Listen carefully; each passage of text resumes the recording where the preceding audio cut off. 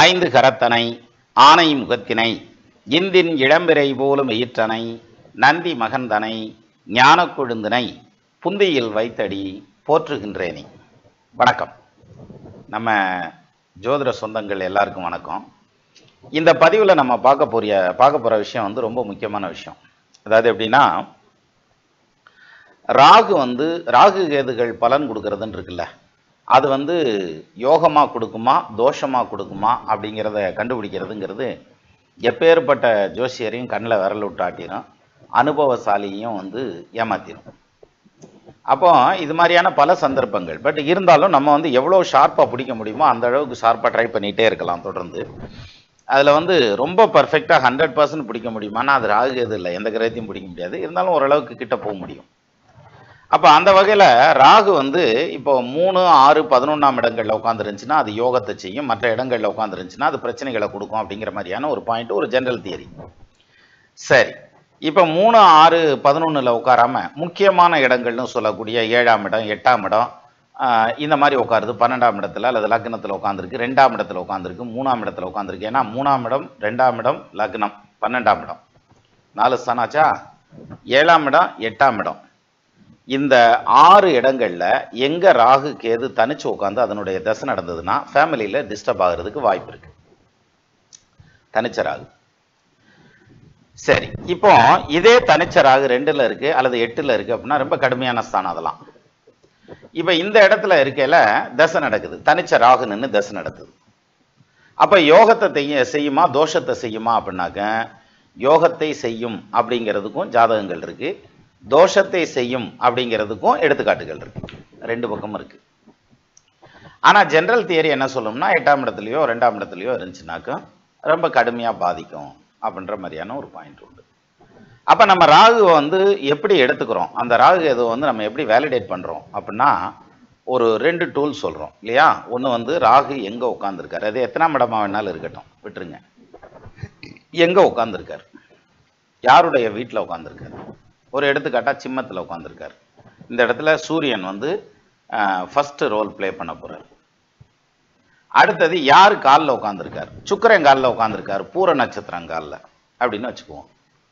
இப்போ சுக்கிரன் வந்து 2வது ரோல் பிளே பண்ணக்கூடியவர். இப்போ இந்த சூரியனும் சுக்கிரனும் தான் டிசைடிங் அத்தாரிட்டி ஃபார் ராகு. இந்த சூரியனும் சுக்கிரனும் ஒழுங்கா இருந்தா ராகு தசை ஒழுங்கா இருக்கும். இது ரெண்டும் பஞ்சாயத்து ஆகி போச்சுன்னா அங்க ராகு தசை பிடிங்கி விட்டுரும். இதுதான் சார் இதுல தியரி. இப்ப இதுல சூரியனும் சுக்கிரனும் எப்படி உட்காரணும் அப்படின்னா, ரெண்டும் ஒன்று சேர்ந்து உட்கார்ந்துருந்தா அது முதல் தரமான யோகம் ராகுவுக்கு. இந்த இடத்துல சூரியனுக்கு சுக்கிரன் பகை கிரகம் இல்லையா, சுக்கிரனுக்கு சூரியன் பகை கிரகம், அந்த பேச்சுக்கே இடம் இல்லை, அது அந்த பாயிண்ட்டுக்கே போக வேண்டியதில்லை. அப்போ இந்த சூரியனும் சுக்கிரனும் 2 பேரும் ஒன்று சேர்ந்து உட்கார்ந்துருந்தாங்கன்னா அது முதல் தரமான யோகத்தை அந்த ராகு திசையில் செஞ்சிரும். சார் இந்த ராகு 8ஆம் இடமா இருந்தாலும் சரி, 2ஆம் இடமா இருந்தாலும் சரி, லக்னமா இருந்தாலும் சரி, எந்த இடமா இருந்தாலும் சரி பிரமாதமான யோகம் செய்யும். அப்ப பாதிக்காதா, பாதிக்காது. சரி, இந்த சூரியனும் சுக்கிரனும் தானே டிசைடிங் அத்தாரிட்டி. இவங்க வந்து மியூச்சுவல் ஆஸ்பெக்ட்ஸ்ல இருக்காங்க, ஒருத்தர் பார்த்துக்கிறாங்க, அப்பவும் நல்ல பலன் செய்யும். சரி, இவங்க 2 பேரும் கேந்திரத்துல இருக்காங்க, 1, 4, 7, 10. நான் சொல்றது சூரியனுக்கும் சுக்கிரனும் கேந்திரத்தில் உட்காந்துருக்காங்க அப்படின்னா அந்த இடத்துல யோகமா இருக்குமா அப்படின்னா யோகமா இருக்கும். அது வந்து கெடுக்காது, 2ஆம் தரமான யோகத்துல இருக்கும். ஒண்ணுக்கு ஒண்ணு திரிகோணத்துல இருக்காங்க யாரு, சூரியனும் சுக்கிரனும், அப்பவும் அது யோகமா வேலை செய்யும். சரியா. இப்போ சூரியனும் சுக்கிரனும் 6, 8, 12ல் இருக்காங்கன்னு வச்சுக்கோங்க. இந்த ராகு தசை எந்த இடமா இருந்தாலும் வந்து தூக்கிறோம். ராகு தசை நெகட்டிவ் பலனை பண்ண போகுதுன்னு அர்த்தம். அப்போ சிம்பிளஸ்ட் தியரி அப்படின்னு எடுத்துக்கிட்டா நம்ம இப்படி தான் எடுத்துக்கணும். சரியா. சரி, இப்போ ராகு தசையினுடைய டியூரேஷன் வந்து 18 வருஷம். இந்த 18 வருஷத்துல யோகத்தையும் கொடுக்கும் தோஷத்தையும் கொடுக்கும் இல்லையா. 2ஐயும் சேர்த்து ஒரே தசையில கொடுத்தா அதுக்கும் வாய்ப்பு இருக்கா அப்படின்னாக்க இருக்கு. அதில் இன்னொரு விஷயமும் இருக்கு, யோகத்தையும் தோஷத்தையும் சேர்த்து கொடுக்குதுன்னு சொல்றேன் இல்லையா. ஒரே தசையில அது யோக ராகுவா இருந்தா ஒரு பக்கம் யோகத்தையும் கொடுக்குது, இன்னொரு பக்கம் தோஷத்தையும் கொடுக்குது. எப்படி கொடுக்குது அப்படின்னு அதை திருப்பியும் ஸ்க்ரூட்டனிங் பண்றப்ப நமக்கு இன்னும் சில விஷயங்கள் கிடைக்குது. நம்ம இப்போ அதைத்தான் பார்க்க போறோம். இதை வந்து வழக்கம் போல ஒரு எடுத்துக்காட்டு வச்சுக்கிட்டு பார்த்தோம்னா ரொம்ப ஈஸியா இருக்கும். அப்படிங்கிறதுனால ஒரு எக்ஸாம்பிள் ஜாதகத்தை ஒன்று வச்சுக்குவோம். இப்போ ஸ்கிரீன்ல வர்ற இந்த ஜாதகத்தை எடுத்துக்கோங்க. இது என்ன சொல்லுது? 1989ஆம் ஆண்டு அக்டோபர் மாதம் 17ஆம் தேதி 7:40 PM திண்டுக்கல்ல பிறந்ததுன்னு வச்சுக்கோங்க. லக்னமா வந்திருக்கிறது வந்து ரிஷப லக்னா, ராசியா வந்திருக்கிறது ரிஷப ராசி, ஜென்ம நட்சத்திரமா வந்திருக்கிறது கிருத்தியா நட்சத்திரம் 4ஆம் பாதம். அப்போ இதுல வந்து நம்ம ஸ்ட்ரைட்டாவே போகலாம். ராகு எங்க உட்காந்துருக்காரு அப்படின்னு பாருங்க. 9ஆம் பாவத்துல உட்காந்துருக்காரு. 3, 6, 11ல் ராகு எது உட்காந்தா யோகம், மற்ற இடங்கள்ல உட்காந்தா தோஷம் இல்லையா? இங்க 9ல் உட்காந்துருக்காரு, அது தோஷமா யோகமா அப்படின்னாக்க இது யோகம் தான் அப்படின்னு எடுத்துக்கலாம், இல்லை தோஷம் தான் அப்படின்னு எடுத்துக்கலாம். இது என்னன்னு பார்க்க போறோம் நம்ம. சரி, ராகு 9ல் இருக்கார், ரைட்டு. அவர் எங்க இருந்தாலும் தான் பிரச்சனை இல்லை.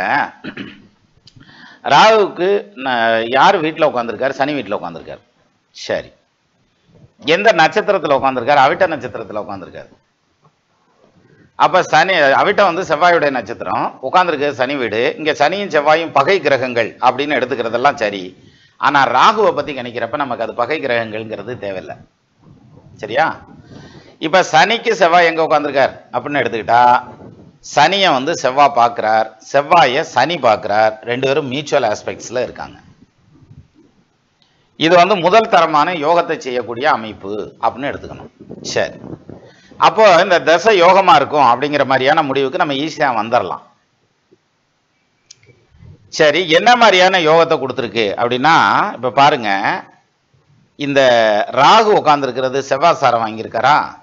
அந்த செவ்வாய் எங்க உட்கார்ந்துருக்காரு? லக்னத்துக்கு 5ஆம் இடமான திரிகோண ஸ்தானத்துல உட்கார்ந்துருக்காரு. கூட புதன் உட்கார்ந்துருக்கிறார். அதுவும் அந்த புதன் உச்சம் பெற்ற நிலையில நிற்கிறார். அந்த புதன் உட்கார்ந்துருக்க சாரம் யாரு? சந்திரன். அவரும் உச்சம் பெற்ற நிலையில நிற்கிறார். அப்ப புதன் அங்க ரொம்ப ஸ்ட்ராங்கா நிற்கிறார். அவர் கூட செவ்வாய் நிற்கிறார். இப்ப ராகு தசை ஸ்டார்ட் ஆகுது. எந்த வயசுல ராகு ஸ்டார்ட் ஆகுது அப்படிங்கிறத பாருங்க. ஆல்மோஸ்ட் 17 வருஷம் 4 மாசம். +2 முடிச்சதுமே ராகு ஸ்டார்ட் ஆகுதுன்னு வச்சுக்கோங்க.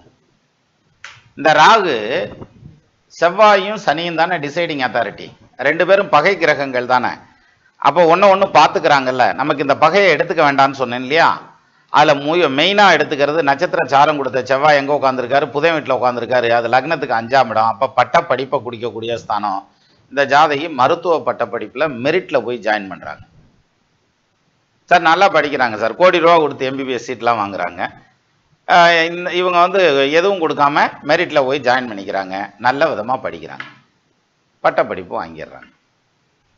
அப்போ 18 வயசுல ஜாயின் பண்ணக்கூடிய அந்த 18 வயசுல ஆரம்பிச்ச ராகு தசை 18 வருஷத்துக்கும் நடக்கும் இல்லையா? அப்போ எத்தனை வயசு வரைக்கும் ராகு தசை நடந்திருக்குது? 34 வருஷம் 3 மாதம் வரைக்கும் ராகு தசை நடக்கும். 34 இல்லை, 35 வயசு வரைக்கும், 35 முடிகிற வரைக்கும். இப்போ பாருங்க, இந்த ராகு தசை இவங்களை வந்து படிப்பில் ஒரு சிறப்பான ஒரு இடத்துக்கு கொண்டு வந்துருச்சு. இதே ராகு என்ன பண்ணியிருக்கார் அப்படின்னா, கல்யாணம் பண்ணி வச்சிருக்கிறார். படிப்பை முடிச்சு கல்யாணமும் வந்து லவ் மேரேஜாக பண்ணி வச்சிருக்கிறார். அந்த கல்யாணத்தில் பிரச்சனையும் கொண்டு வந்து கொடுத்துருக்கிறார். அப்புறம் திருப்பி டைவர்ஸும் வாங்கி கொடுத்துருக்கிறார். இன்னும் ராகு தசை முடியலை. இந்த இதை நோட் பண்ணிக்கோங்க. 2025 பிப்ரவரி எது ராகு முடிகிறது. ஆனால் டைவர்ஸும் வாங்கி கொடுக்குறார். அப்போ ஒரு பக்கம் படிப்பில் உயர்வான நிலை கொண்டு வர்றார். அப்போ ராகு தசை யோக தசைன்னு எடுத்துக்கலாம். கல்யாணம் பண்ணி குழந்தையும் இல்லை, அதுக்குள்ளேயே வாழ்க்கை வந்து பிடிங்கிட்டு போயிருச்சு. இதை தோஷமான தசைன்னு எடுத்துக்கலாம். அப்போ யோகத்தை செய்யறதுக்கான அமைப்பு அப்படின்னு எடுத்துக்கிட்டா எப்படி எடுத்துக்கிறோம்? செவ்வாய் வந்து படிப்பை கொடுக்கக்கூடிய ஸ்தானத்தில் உட்காந்துருக்கு. அங்கே கல்வியை கொடுக்கக்கூடிய புதன் கூட உட்காந்துருக்கிறாரு. அப்போ யோகமாக நடந்துருச்சு. இப்போ கணவன் வரக்கூடிய இடத்த ஏன் காலி பண்ணி விட்டுச்சு? அது ஒரு பாயிண்ட் இருக்குல்ல. அதுக்கு எப்படி வந்ததுன்னா, சனி எங்க உட்காந்துருக்காருன்னு பாருங்க. 8ஆம் இடத்துல உட்காந்துருக்காரு. லக்னத்துக்கு 8ஆம் இடம், ராகுவுக்கு 12ஆம் இடம். ரிஷப லக்னத்துக்கு யோகாதிபதி சனி, அவர் 8ல் மறையப்படாது, ரைட்டா? அப்ப 8ஆம் இடத்துல மறைகிறார். லக்னத்துக்கு மறைஞ்சிட்டா பரவாயில்லை. ஆனா ராகுவுக்கு மறைவு ஸ்தானத்துக்கு நோக்கி போகக்கூடாது. ராகுவுக்கும் மறைவு ஸ்தானத்தை நோக்கி போறார். ஒரு சின்ன நோட்டு இந்த இடத்துல சொல்றேன் பாருங்க, இது பின்னால யூஸ் ஆகும். ராகுவுக்கு 2ஆம் இடத்ததிபதி யாரு? சனி. அவர் எங்க இருக்காரு? ராகுக்கு 12ல் இருக்காரு. அப்ப ராகு தசையில குடும்பங்காலி. அதே இது இந்த சனி வந்து சப்போஸ் 7ஆம் இடத்துல இருந்ததுன்னா கணவனே இருக்கிறது கஷ்டம். சரியா? எது அப்பவும் வந்து யோகம் தான். எது படிக்க வைக்கிறதுல யோகம் தான். ஏன்னா செவ்வாய்க்கு சனி மறையாது. மியூச்சுவல் ஆஸ்பெக்ட்ஸ் வேணா இல்லாமல் இருக்கலாம். கொஞ்சம் சிரமப்பட்டு வேணா சீட் வாங்கி படிச்சிருக்கலாம். அதே இது ராகுவோடையே சனி இருந்திருந்தாருன்னா என்ன செய்யும்? தகப்பனாரை தூக்கி விட்டுரும். அப்பா இருக்கிறது கஷ்டம்ல. ஆனா அந்த ராகுவோட சனி நிக்கிறப்ப வந்து இன்னும் கொஞ்சம் யோகமாவே சொல்லலாம். ஏன்னா சனி ஆட்சி ஆகி கூட ராகு சேர்றாரு.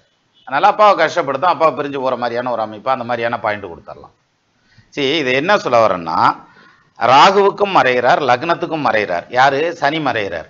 சனி எங்க உட்காந்து மறைகிறார்? மாங்கல்ய ஸ்தானம்னு சொல்லக்கூடிய 8ஆம் இடத்துல. அப்ப மாங்கல்யங்காலி. ஆனா ராகுவுக்கு நட்சத்திரச்சாரம் கொடுத்த செவ்வாய் எங்க உட்காந்துருக்காரு? படிப்பை கொடுக்கக்கூடிய ஸ்தானத்துல உட்காந்துருக்காரு. அப்ப படிப்பை கொடுத்துருச்சு. படிப்பை மட்டுமா கொடுத்துச்சு? அந்த செவ்வாய் புதனோட நிற்கிறார். புதன் காதல் கிரகம்னு சொல்லுவாங்க. அப்ப காதலையும் கொடுத்துச்சு. ஆனா அந்த காதல்னால வந்த மாங்கல்யம்ங்கிறது வந்து ராகுவுக்கு 12ஆம் இடம், லக்னத்துக்கு 8ஆம் இடம். அப்போ சனி வந்து அந்த மாங்கல்ய ஸ்தானத்துல உட்காந்ததுனால மாங்கல்யத்தை காலி பண்ணிருச்சு. இப்போ ஒரு டவுட் வரலாம், இந்த சனியத்தையும் குரு பார்க்குதுல்ல, அப்புறம் என்ன? குரு பார்த்தாத்தையும் கோடி குற்றம் நீங்கும்ல அப்படின்னாக்கா, அந்த குரு பார்த்ததுனால தான் எல்லாத்தையும் ஏற்றுக்கிட்டு போய் இந்த லவ்வை சக்ஸஸ் பண்ணி அவங்க கல்யாணமும் பண்ணியிருக்காங்க. இல்லாட்டி இந்த கல்யாணம் நடக்காது. அப்போ கல்யாணம் நடந்து அதை பிடிங்கிட்டு போனோம் அப்படிங்கிறது காரணம் என்னன்னா, ராகுவுக்கு மறைவு ஸ்தானத்துக்கு போகுது. அப்போ ராகு தசையில நல்ல பலன் சனி செய்ய முடியாது. லக்னத்துக்கு மறைவு ஸ்தானத்துக்கு போகுது சனி. அப்போ லக்னத்துக்கும் நல்லது செய்ய முடியாது. ரெண்டு பக்கம் மறைஞ்சு போனாரு. அப்போ அது எந்த இடத்துல வந்து பாதிப்பை ஏற்படுத்துவார்? எங்கே உட்காந்துருக்காரு? அங்கே எங்கேயா உட்காந்துருக்காரு? இதில் உட்காந்துருக்காரு, 8ஆம் இடத்துல உட்காந்துருக்காரு. அப்போ அது மாங்கல்ய ஸ்தானம் அல்லது ஆயுள் ஸ்தானம். அப்போ ஆயில காலி பண்ணிட வேண்டியதானே? அப்படின்னா ஆயில காலி பண்ண முடியாது. என்ன காரணம்? லக்னத்தில் உச்சகிரகம் இருக்கார். லக்னத்தில் லக்னாதிபதி பார்க்குறார். சுக்கிரனும் சந்திரனும் நேர்பார்வை பார்த்துக்கிறாங்க. இது தனிப்பட்ட முறையில் ஒரு யோகம். ஸோ அந்த வகையில் இங்கே வந்து பாதிக்கிறதுக்கு வாய்ப்பே இல்லை. எது? உசுரை பாதிக்காது. அப்போ பாக்கி என்ன இருக்கு? பாக்கி இருக்கிறது தான் இருக்கவே இருக்குது, மாங்கல்யம். அதை பிடிங்கி எரிஞ்சிருச்சு. அப்போ ஒரே ஒரு ராகு திசை ஒரு பக்கம் யோகமாகவும் இன்னொரு பக்கம் தோஷமாகவும், ரெண்டுமே ஒரு பெரிய சக்சஸ், இன்னொரு பெரிய தோல்வி இல்லையா? ஒரு படிப்பில் மருத்துவத்துறையில் படிக்கிறதுங்கிறது ஒரு பெரிய சக்சஸ் படிக்க வைக்கிறவங்களுக்கு. அதே இது வந்து கட்டி கொடுத்து அந்த பிள்ளை வந்து வாழாமல் வந்துடுறதுங்கிறது வந்து பெரிய தோல்வி. இதை ரெண்டையுமே ஒரே தசையில் கொடுக்குது. எது? ராகு தசையில். அதனால தான் ராகு கொடுக்கறது ஒரு பக்கம் தோஷத்தை கொடுக்கலாம், ஒரு பக்கம் இந்த யோகத்தை கொடுக்கலாம். ஆனால் இன்னொரு விஷயம், இப்போ இந்த சனி மட்டும் ராகுவுக்கும் லக்னத்துக்கும் மறையாமல் இருந்தால் நிச்சயமாக மாங்கல்யத்தில் பிரச்சனை வராது. வேற ஏதாவது யோகத்தை தான் கொடுத்துருக்கும், பிரச்சனையை கொடுக்காது. ரெண்டு பேர்த்துக்குமே மறையிறாரு பாருங்க, லக்னத்துக்கும் மறையிறார், ராகுவுக்கும் மறையலை. இது நெகட்டிவான இம்பேக்டை கொடுக்குது அப்படிங்கிறதான் இதில் நம்ம அவசியமாக தெரிஞ்சுக்க வேண்டிய ஒரு முக்கியமான விஷயம். இதைத்தான் நம்ம நேயர்களோட பகிர்ந்துக்கணும்னு நினச்சேன். அதை தான் இப்போ போட்டிருக்கிறேன். சரியா? அப்போது மீண்டும் நம்ம இன்னொரு வீடியோவில் சந்திக்கலாம். நமது நண்பர்கள் ஆள் போல் தழைதழைத்து, அருகது போல் வேரூன்றி, மூங்கில் போல் கிளைகிழைத்து, முதியாமல் வாழ்ந்திருக்க வாழ்கவென வாழ்த்தி அமைகிறேன். வணக்கம்.